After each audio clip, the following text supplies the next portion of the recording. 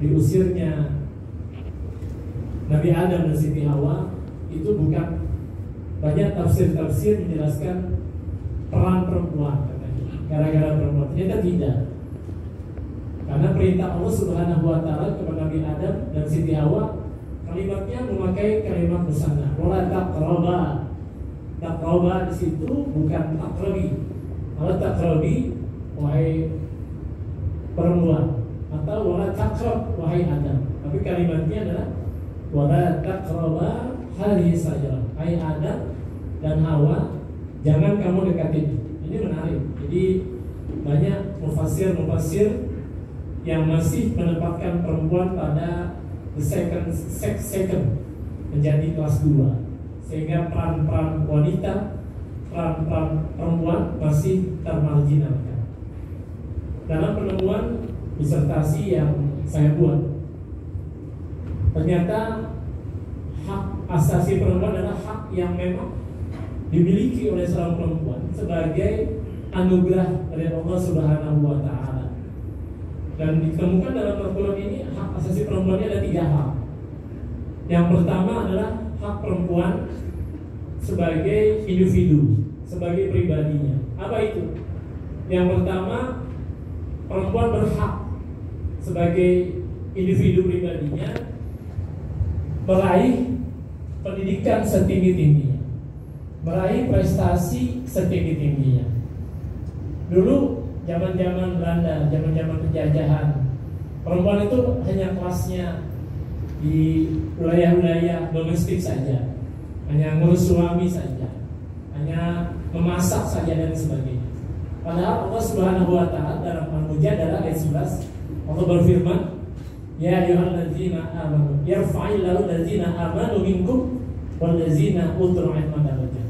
Allah akan mengangkat orang yang beriman di antara kalian dengan beberapa derajat yang berilmu. Artinya baik laki-laki dan perempuan itu harus mendapatkan hak untuk mendapatkan pendidikan setinggi-tingginya. Maka jangan heran sekarang banyak profesor, banyak doktor yang berasal dari wanita atau perempuan. Lalu yang kedua, yang banyak terjadi di masyarakat, hak sebagai individunya di dalam hukum keluarga itu kaitan dengan perkawinan. Selama ini perempuan dalam perkawinan termarginalkan. Di dalam mazhab Syafi'i itu ada yang namanya hak ijbar, wali mujbir. Mas'udi dalam bukunya penafsiran perempuan dalam Quran dan pernikahan, dia coba mengangkat hak ijbar ini adalah fikih klasik, fikihnya Syafi'i. Maka kami menemukan bahwa dalam perkawinan yang pertama, perempuan itu berhak untuk memilih pasangannya. Di kampung-kampung selama ini sulit. Perempuan ketika sudah punya calon suaminya, kebetulan mungkin dia tidak punya kekayaan, hanya punya ilmu saja, banyak di kampung-kampung itu tidak setuju bahwa calonnya itu tidak sepakat daripada walinya. Oleh karena itu maka Mas'udi dia katakan ini hak ijbar ini perlu dipikirkan kembali. Karena wanita perlu dipertanyakan, dia perlu diberikan pilihan untuk mencari pasangan dalam hidupnya. Yang kedua, menarik dalam perkawinan ini juga, bahwasanya wanita itu mendapatkan hak baik nafkah lahir, nafkah batin. Yang ketiga adalah kaitannya dengan kesehatan reproduksi. Undang-undang perkawinan yang sudah lama ada sejak tahun 74 dengan PP-nya tahun 75 nomor 9 itu bahwa usia pernikahan dibenarkan undang-undang adalah bagi wanita 16 tahun. Syukur alhamdulillah di tahun 2019 terbitlah undang-undang nomor 16 yang mengangkat bahwasanya syarat pernikahan siapapun, agama apapun, dia harus berusia 19 tahun. Karena kita tahu dalam kaitannya kesehatan reproduksi, seorang wanita yang masih 16 tahun dianggap belum cakap untuk mengandung, melahirkan, dan lain sebagainya. Sehingga lahirlah Undang-Undang nomor 16 tahun 2019 tentang batasan usia nikah baik bagi pria dan wanita disyaratkan adalah 19 tahun. Yang kedua yang kami temukan adalah sebagai individu dia punya hak waris. Ketika dia menjadi seorang anak, dia mendapatkan waris. Ketika perempuan menjadi ibu, dia mendapatkan waris. Ketika menjadi istri, dia pun mendapatkan waris. Lalu menariknya dalam dispensasi ini, perempuan juga berhak sebagai makhluk sosial.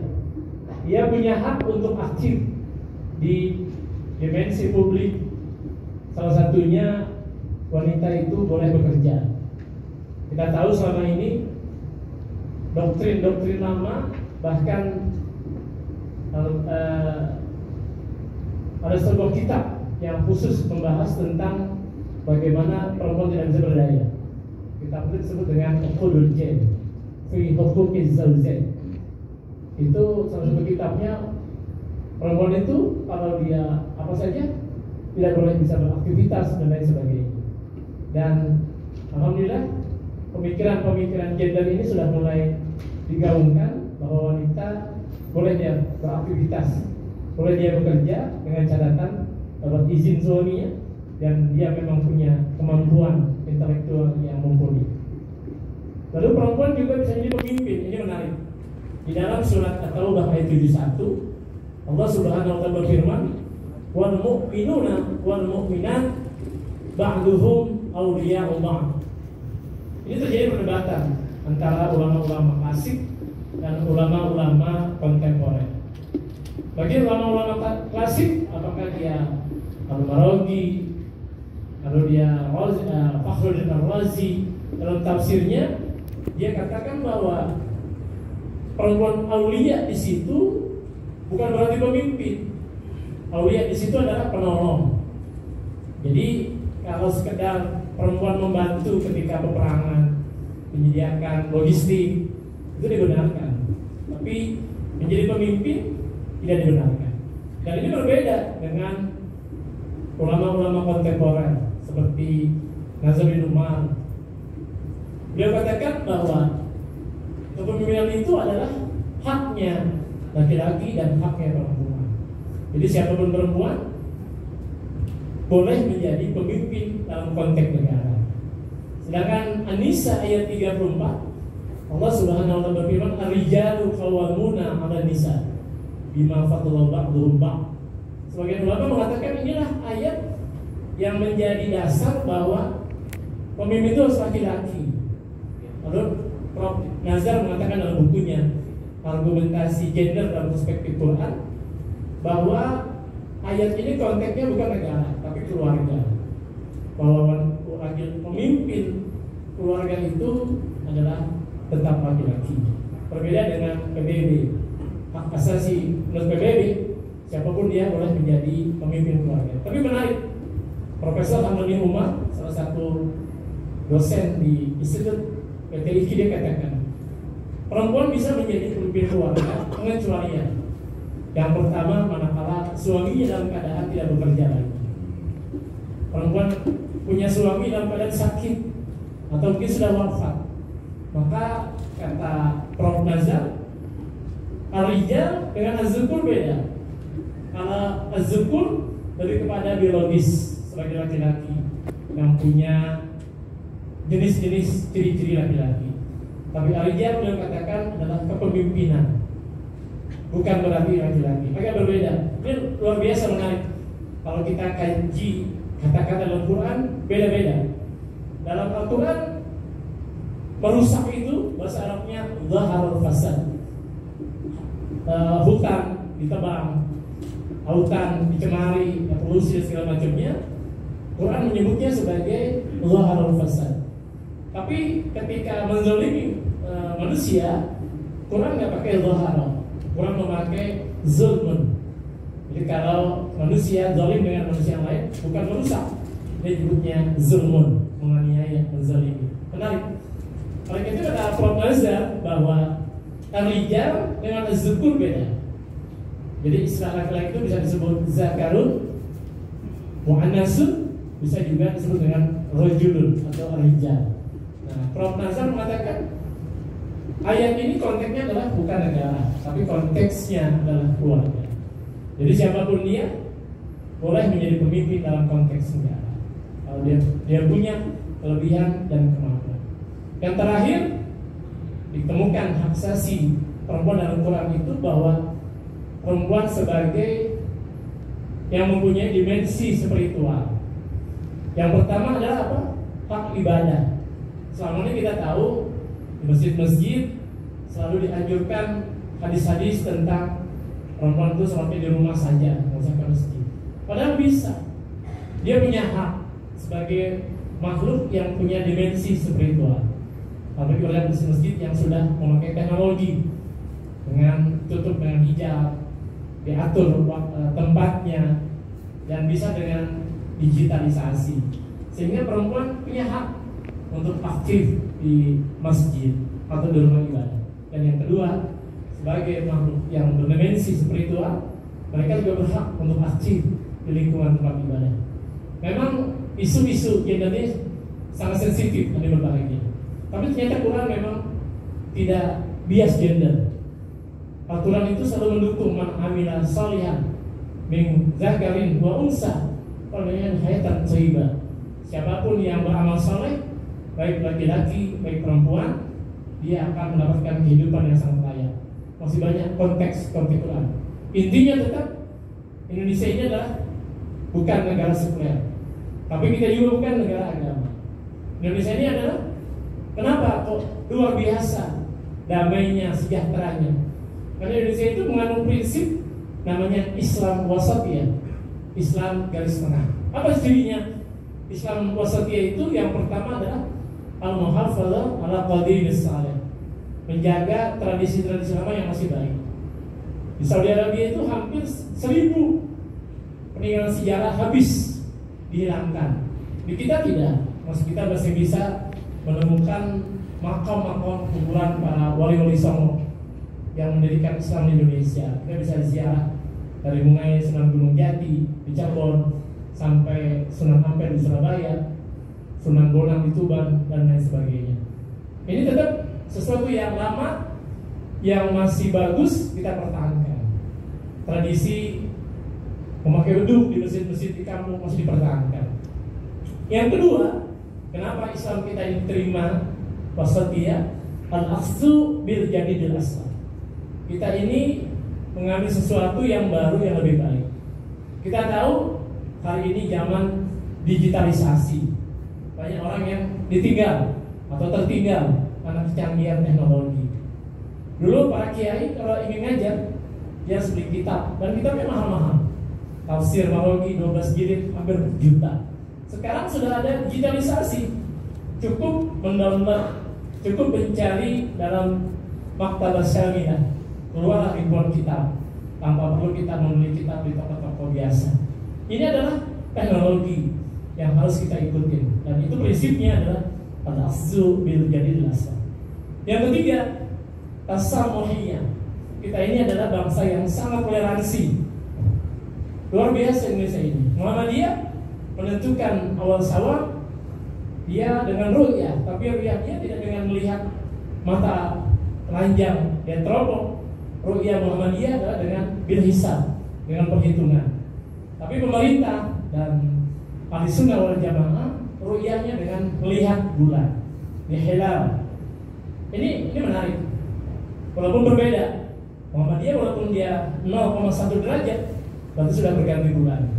Kalau pemerintah menetapkan 2 derajat. Terkadang terjadi perbedaan awal Ramadan dan awal Syawal, tapi kita tetap sangat toleransi. Di Kudus ini menarik sekali. Di Kudus itu kalau Lebaran Haji, Idul Adha, tidak mau dia berkorban dengan sapi, karena di Kudus itu ada tokoh beragama Hindu. Sapi adalah satu hewan yang sangat dihormati. Jadi jemaah umat Islam di Kudus ketika kurban dia hanya kambing, domba atau kerbau, tapi tidak dengan sapi. Karena apa? Menghormati. Karena sapi bagi teman-teman di Hindu adalah binatang yang sangat disucikan, sangat tasamuh, luar biasa. Buya Hamka apalagi Buya Hamka itu ketika beliau di penjara di Sukamiskin karena terlibat peredaran politik dengan Bung Karno. Tapi menarik, ketika Bung Karno sakit, kalau di saat mau meninggal dunia, dia pesan ke keluarganya, tolong nanti yang imamin salat jenazah saya adalah Buya Hamka. Buya disamperin dan dikatakan permintaan Bung Karno terakhir, kata Buya, insya Allah saya hadir. Dan benar, ketika Buya mengimamkan salat Bung Karno, tidak ada rasa dendam. Dan saya bertemu dengan putra beliau, Buya Rusdi, katakan, Buya, saya dengar kabar ayah imamin Bung Karno. Ya, karena ayah merasa Bung Karno adalah tetap pemimpin sultan. Perbedaan politik itu adalah biasa, luar biasa. Lalu Buya kedatangan seorang sastrawan yang aliran komunis akan menikah, lalu datanglah ke Buya Hamka, tolong minta diislamkan sama beliau. Ketika tahu ini anaknya musuh dalam sastra, dia tidak marah, dia islamkan, dia bimbing. Ini luar biasa. Makanya sifat-sifat tasamuhnya ini perlu kita lestarikan. Anda taraweh 11 rakaat, 23 rakaat, tidak masalah, bukan sesuatu yang sangat prinsip. Dan yang keempat adalah tawazun, bahwa kita ini hidup berseimbang. Tidak boleh mikirin dunia saja, akhirat kita lupa. Juga tidak boleh mikirin akhirat, dunia kita lupa.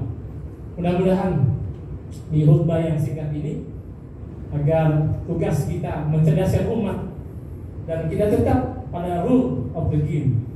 Walaupun ada wacana dulu, ini konteks warisan kayaknya udah nggak cocok nih. Bahkan Munawir Ghazali pernah mengatakan sekarang ini warisan dirubah, tidak 2 lagi banding 1, tapi harus 1:1. Dijawab oleh para profesor kita, tidak bisa, Quran tidak bisa direkonstruksi, tapi penafsiran boleh kita rekonstruksi. Kenapa? Karena laki-laki itu punya tanggung jawab besar. Soal laki-laki, dia harus tanggung anak perempuan. Laki-laki harus tanggung ibu perempuannya. Dia harus saudara kandung perempuannya, dia tanggung jawab. Tapi sebaliknya, perempuan tidak ada tanggungan, bahkan dia dapat asupan. Ketika ayahnya kaya raya, dapat warisan. Suaminya kaya raya, dia dapat harta. Anaknya berhasil, dia mendapatkan kecipratan rezekinya.